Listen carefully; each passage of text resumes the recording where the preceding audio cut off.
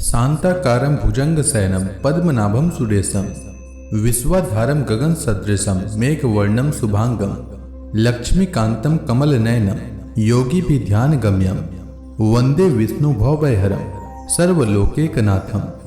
ओम नमो भगवते वासुदेवाय। आपका भक्ति कथा चैनल पर स्वागत है।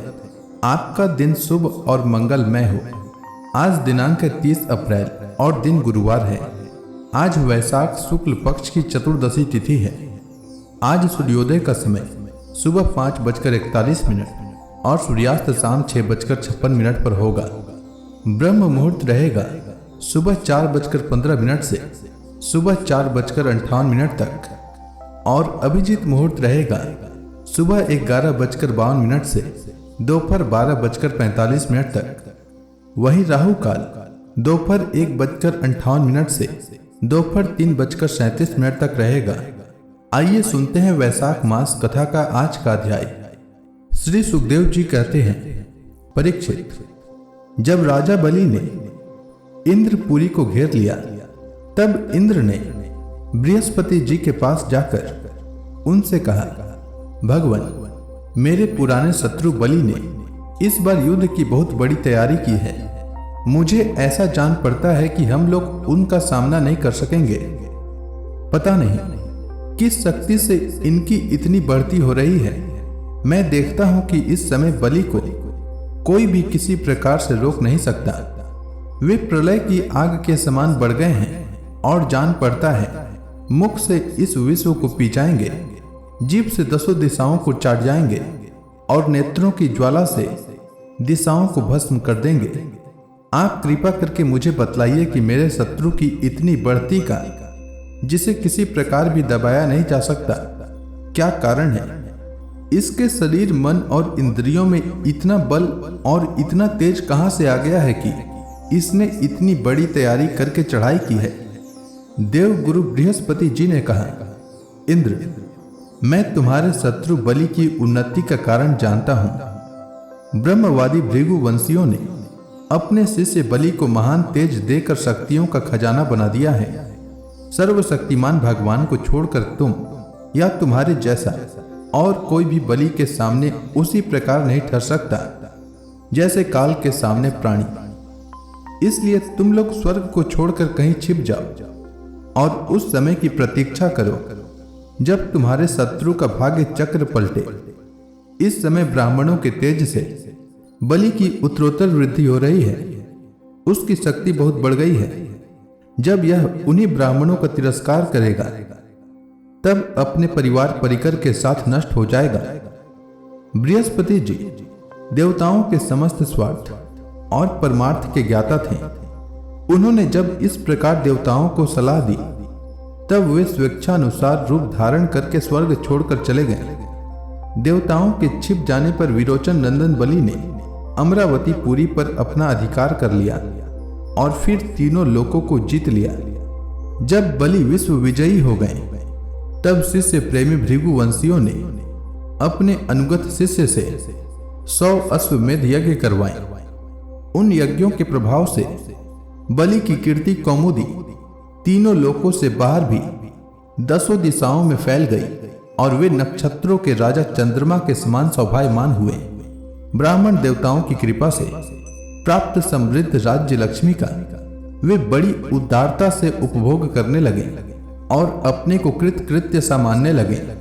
श्री सुखदेव जी कहते हैं, परीक्षित, जब देवता इस प्रकार भाग कर छिप गए और दैत्यों ने स्वर्ग पर अधिकार कर लिया तब देव माता अदिति को बड़ा दुख हुआ। वे अनाथ सा हो गई। एक बार बहुत दिनों के बाद जब परम प्रभावशाली कश्यप मुनि की समाधि टूटी तब वे अदिति के आश्रम पर आए। उन्होंने देखा कि न तो वहां सुख शांति है और न किसी प्रकार का उत्साह या सजावट ही।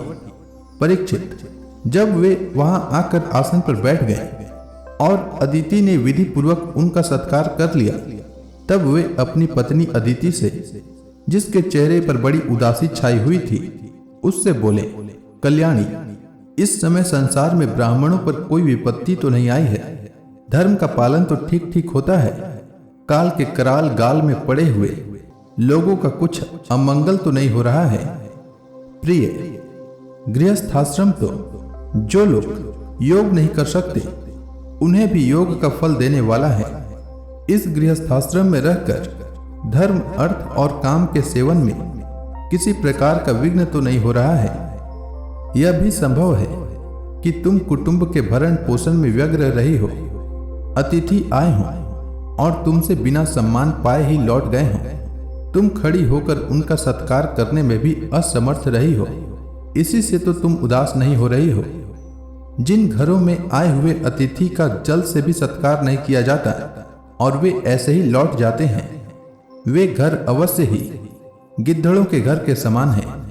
प्रिय, संभव है मेरे बाहर चले जाने पर कभी तुम्हारा चित्त उद्विग्न रहा हो और समय पर तुमने हविष्य से अग्नियों में हवन न किया हो। सर्वदेवमय भगवान के मुख हैं ब्राह्मण और अग्नि।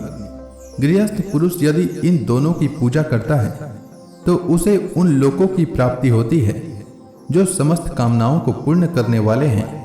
प्रिय, तुम तो सर्वदा प्रसन्न रहती हो, परंतु तुम्हारे बहुत से लक्षणों से मैं देख रहा हूं कि इस समय तुम्हारा चित्त अस्वस्थ है।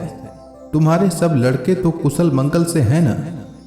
अदिति ने कहा, भगवान, ब्राह्मण, गौ, धर्म और आपकी यह दासी सब सकुशल है। मेरे स्वामी, यह गृहस्थ आश्रम ही अर्थ, धर्म और काम की साधना में परम सहायक है। प्रभु, आपके निरंतर स्मरण और कल्याण कामना से अग्नि, अतिथि, सेवक, भिक्षुक और दूसरे याचकों का भी मैंने तिरस्कार नहीं किया है। भगवान, जब आप जैसे प्रजापति मुझे इस प्रकार धर्म पालन का उपदेश करते हैं, तब भला मेरे मन की ऐसी कौन सी कामना है जो पूरी न हो जाए? आर्यपुत्र, समस्त प्रजा, वह चाहे सत्वगुणी, रजोगुणी या तमोगुणी हो, आपकी ही संतान है। कुछ आपके संकल्प से उत्पन्न हुए हैं और कुछ शरीर से। भगवान, इसमें संदेह नहीं है कि आप सब संतानों के प्रति, चाहे असुर हो या देवता, एक सा भाव रखते हैं, सम हैं। तथापि स्वयं परमेश्वर भी अपने भक्तों की अभिलाषा पूर्ण किया करते हैं। मेरे स्वामी, मैं आपकी दासी हूं। आप मेरी भलाई के संबंध में विचार कीजिए। मर्यादा पालक प्रभु, शत्रुओं ने हमारी संपत्ति और रहने का स्थान तक छीन लिया है। आप हमारी रक्षा कीजिए। बलवान दैत्यों ने मेरे ऐश्वर्य, धन, यश और पद छीन लिए हैं तथा हमें घर से बाहर निकाल दिया है। इस प्रकार मैं दुख के समुद्र में डूब रही हूं। आपसे बढ़कर हमारी भलाई करने वाला और कोई नहीं है। इसलिए मेरे हितैषी स्वामी, आप सोच विचार कर अपने संकल्प से ही मेरे कल्याण का कोई ऐसा उपाय कीजिए जिससे कि मेरे पुत्रों को वे वस्तुएं फिर से प्राप्त हो जाएं। तो इसी के साथ यह अध्याय समाप्त हुआ। तो प्रेम से बोलिए विष्णु भगवान की जय, समस्त देवी देवताओं की जय। इसके आगे की कथा मैं कल के अध्याय में सुनाऊंगा। तब तक के लिए भगवान श्री हरि विष्णु का नाम जपते रहें।